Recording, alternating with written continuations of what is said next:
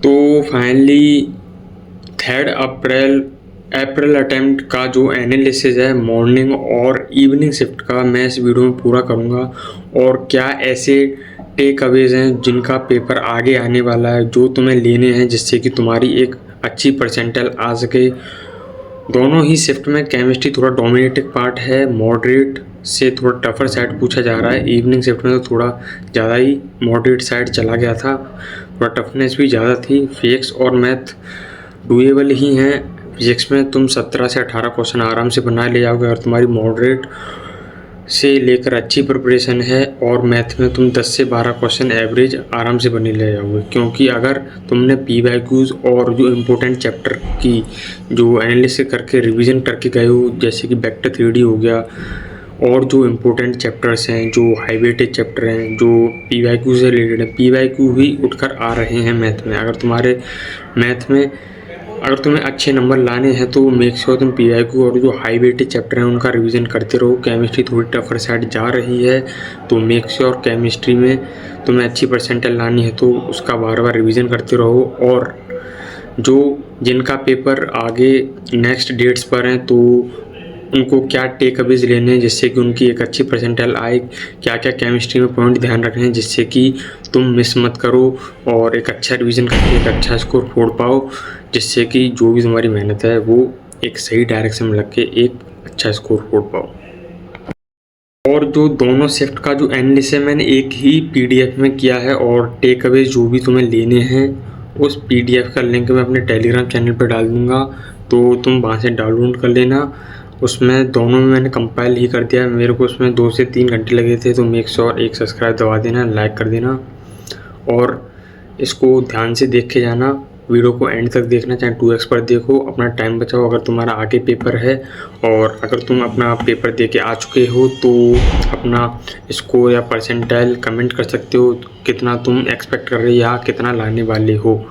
क्या तुम एडवांस के लिए इंक्लाइन हो या अप्रैल अटैम्प्ट तुम्हारा अच्छा गया या बेकार गया, जैसा भी गया है तुम कमेंट में अपना रिव्यू या परसेंटाइल या स्कोर डाल सकते हो। तो वीडियो को शुरू करते हैं। तो 3 अप्रैल का जो मॉर्निंग और इवनिंग शिफ्ट का जो एनालिसिस है मैं पूरी एक वीडियो में इसी में कर दूंगा।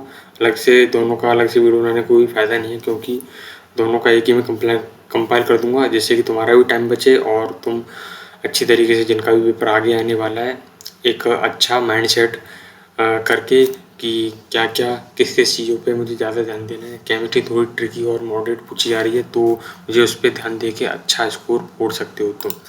तो बात करते हैं मॉर्निंग शिफ्ट की। तो mathematics as usual easy but lengthy, straightforward question similar to PYQ as well. मैंने बोला था पीवाईक्यू ही भाई अगर तुम आराम से करके जा रहे हो पीवाईक्यू का पूरा, जितने चैप्टर्स इंपॉर्टेंट है हाई वेटेज चैप्टर जो भी मैंने वीडियो बना रखी हैं, जो प्लानर वगैरह हैं उनसे जाके रेफ़र करो। जितने जो भी तुम्हारा टाइम बचा है भाई उनका बार बार रिवीजन करते रहो, क्योंकि मैथ में तुम 12 से 13 क्वेश्चन आराम से बना के ले जा सकते हो और एक अच्छी परसेंटाइल फोड़ सकते हो।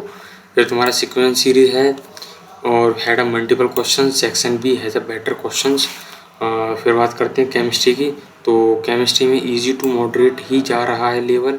जो मॉर्निंग शिफ्ट था, इवनिंग शिफ्ट का भी बताऊंगा, थोड़ा उसमें टफर साइड गया था। मोर इनऑर्गेनिक एंड फिजिकल वाला पार्ट देखा गया है, और inorganic and organic NCERT based questions, scoring opportunity as well trap questions बढ़ते हैं। ट्रिकी और ट्रैपिंग क्वेश्चन भी हैं। अगर तुम केमिस्ट्री अगर तुम आगे टारगेट किसी शिफ्ट में कर रहे हो, तुम्हारा पेपर आ गया है, तो मेक श्योर तुम केमिस्ट्री को ढंग से रिवाइज करते रहो, बार बार रिवाइज करते रहो। केमिस्ट्री ही गेम चेंजर है, क्योंकि केमिस्ट्री में लोग ज़्यादा अटैम्प्ट करते हैं तो उसकी वजह से नेगेटिव होता है। अगर तुम अच्छे अटैम्प्ट करके अच्छी एक्यूरेसी के साथ पेपर को केमिस्ट्री के पेपर को अच्छा फोड़ दोगे तो तुम्हारी अच्छी परसेंटाइल आ जाएगी। तो बात करते हैं फिजिक्स में, इजी एज एक्सपेक्टेड वही ray optics formula based question देखे गए थे। Unit and dimension, rotation, modern physics with 2 questions. जो 2 अप्रैल का जो शिफ्ट था उसमें भी यही सेम पैटर्न था, और रोटेशन का सवाल इसमें देखा गया था मॉर्निंग शिफ्ट में, मगर इवनिंग शिफ्ट में नहीं था, वो एक बार देखते हैं आगे। तो very doable with better question. Section भी थोड़े अच्छे लेवल के क्वेश्चन थे, मगर अगर तुम सेक्शन ए भी अच्छे कर लेते हो और सेक्शन बी में से 2-3 क्वेश्चन तुम अच्छी परसेंटाइल फोड़ दो फिजिक्स में, तो आगे की टेक अवेज भी बताऊंगा तुम्हें क्या क्या की टेक अवेज लेने हैं इस, अगर तुम्हारी आगे कभी पेपर है किसी डेट को। तो बात करते हैं इवनिंग शिफ्ट का एनालिसिस। तो फिजिक्स में as expected the difficulty level was easy, many questions were similar to previous year questions. अगर तुम PYQ करके गए हो, अच्छी तरीके से रिवीजन करके गए हो, फॉर्मूला बेस्ड फॉर्मूला तुम्हारे जहन में बैठा हुआ है, हर चैप्टर को फाउंडेशन लेवल पे करके गए हो, जितने भी चैप्टर्स हैं उनको फॉर्मूला लेवल पे तो ढंग से करके जाना, जिससे कि फॉर्मूला बेस्ड क्वेश्चन तो गलत ना हो। फिजिक्स के लिए तुम एडब्ल्यूटी को रेफर कर सकते हो, वो बहुत सही है यार, उससे तुम अच्छी परसेंटाइल फोड़ दोगे कम से कम। Topic covers ray optics, wave optics, unit and dimension and modern physics 2 question. तो मैंने बताया था रोटेशन का एक भी क्वेश्चन नहीं देखा गया था इवनिंग शिफ्ट में, तो मेक श्योर तुम्हारा जो कवरेज है सिलेबस का वो पूरा हो, ऑल ओवर हो। ऐसा नहीं कि सिर्फ और सिर्फ तुम पर्टिकुलर इंपॉर्टेंट चैप्टर को करके जाओ, एंड टाइम पे उन्हीं का रिवीजन करना है, करके तुम्हें पूरा सिलेबस ही जाना है। सेक्शन बी बाद मैनेजेबल ही था, ज़्यादा फिजिक्स इतना टैक्टिक नहीं था। ओवरऑल पेपर रिव्यू ये बाद में देखते हैं, थोड़ा केमिस्ट्री पर आते हैं। The section was challenging, lengthy and tricky. तो केमिस्ट्री भाई इस सेकंड अटैम्प्ट में थोड़ा ट्रिकी और चैलेंजिंग दिख रहा है बच्चों के लिए। तो more weightage was given to the physical and inorganic chemistry. Organic के भी सवाल हैं मगर इतने नहीं हैं। Even physical chemistry was theory based. तो अगर तुम्हारा आगे आने वाला पेपर है तो भाई फिजिकल और इनऑर्गेनिक पे ज़्यादा ध्यान देना। Organic and inorganic question were mostly NCERT based, NCERT को स्किप मत करना। A few unexpected question one on 7th period element, जो NCERT बेस्ड क्वेश्चन है, जैसे कि इनऑर्गेनिक में भाई चैलेंजिंग और ट्रिकी तो था ही, मगर अनएक्सपेक्टेड क्वेश्चन देखो 7th पीरियड एलिमेंट, जो 7th पीरियड ऐसे कोई एक्सपेक्ट नहीं कर रहा था कि ऐसे क्वेश्चन आएंगे। अनदर ऑन पॉलीमर्स पर भी क्वेश्चन देखा गया था। तो multi statement and match the column type question are also present. अगर तुम केमिस्ट्री में अच्छा लाना चाहते हो तो मेक श्योर रिवीजन करते रहो, बार बार रिवीजन करते रहो, तुम्हारा पूरा ऑल ओवर सिलेबस कवर होना चाहिए।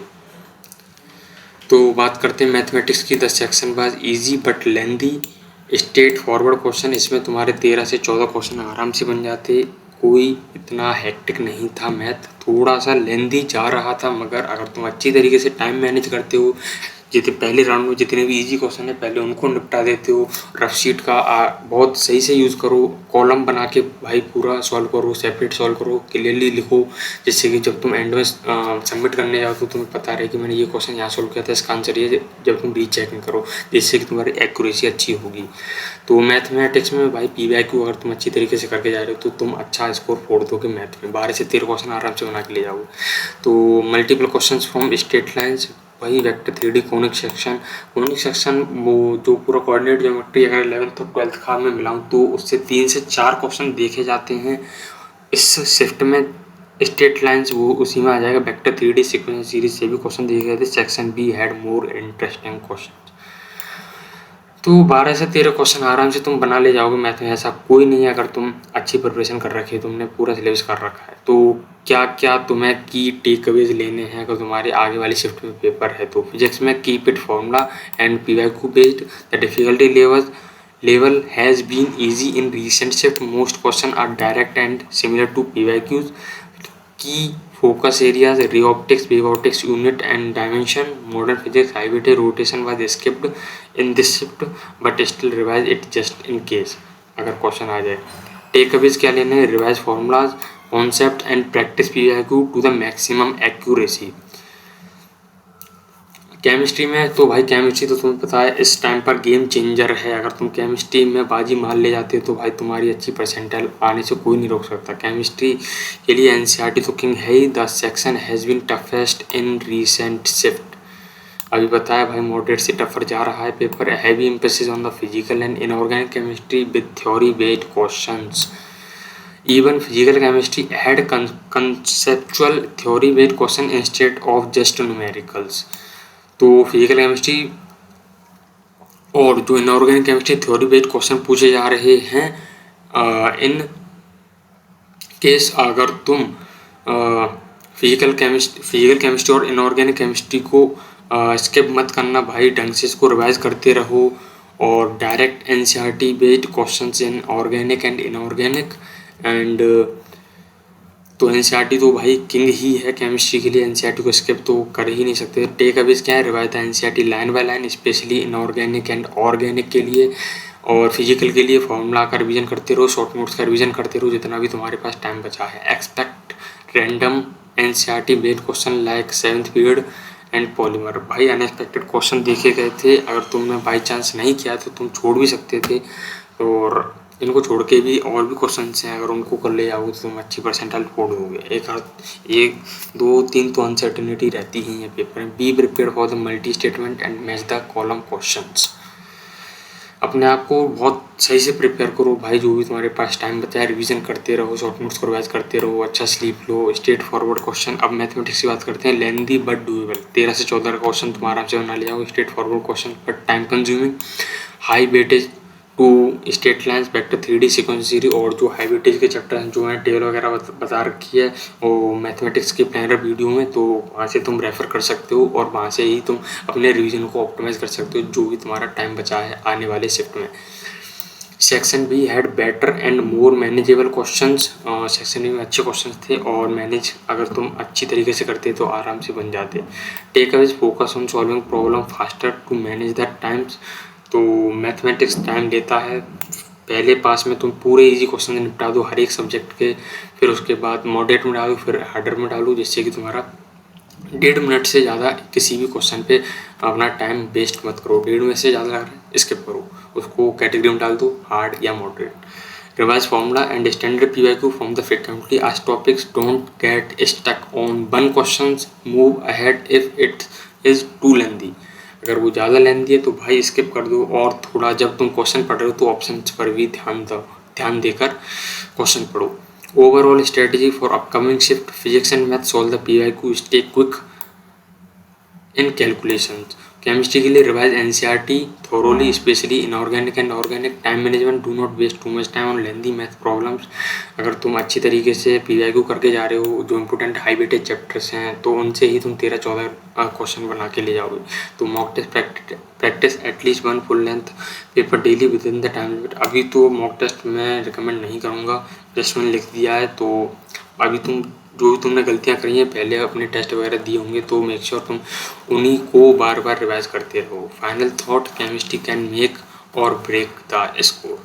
तो भाई केमिस्ट्री पर ज़्यादा फोकस करो, जो भी टाइम बचा है उसके जो फॉर्मूलाज हैं, जो भी कॉन्सेप्ट हैं उनको रिवाइज करते रहो। If you target the 99 percentile, chemistry revision should be on top priority since it's proving to be toughest section जो इवनिंग और मॉर्निंग शिफ्ट देखे गए। A strong chemistry score can give you the big edge over others. भाई competition ही को beat करना है तो भाई तुम्हें केमिस्ट्री में हर बंदे को बीट करना पड़ेगा, मतलब तुम्हें केमिस्ट्री में अनबीटेबल बनना पड़ेगा। बुक का बुक जब तुम ढंग से हर चैप्टर को तुम ढंग से प्रिपरेशन कर रखी है उसका रिवीज करते रहो, और उसके फॉर्मूला वगैरह जो भी हैं कॉन्सेप्ट्स, जो भी तुम्हारी मिस्टेक्स हैं टेस्ट वगैरह की, उनको बार बार देखते रहो। Last tip, stay calm and stay confident, you have got this. तो मेक श्योर तुम जोरों शोरों से पढ़ रहे होगे, जो भी तुम्हारी शिफ्ट आने वाली है। अगर तुम्हारा पेपर हो चुका है तो कमेंट कर देना अपना स्कोर, और मेक श्योर कि सब्सक्राइब दबा देना। मुझे इसको 2 से 3 घंटे लगे थे बनाने में, कंपाइल करने में। तो बाय बाय, मिलते हैं नेक्स्ट वीडियो में।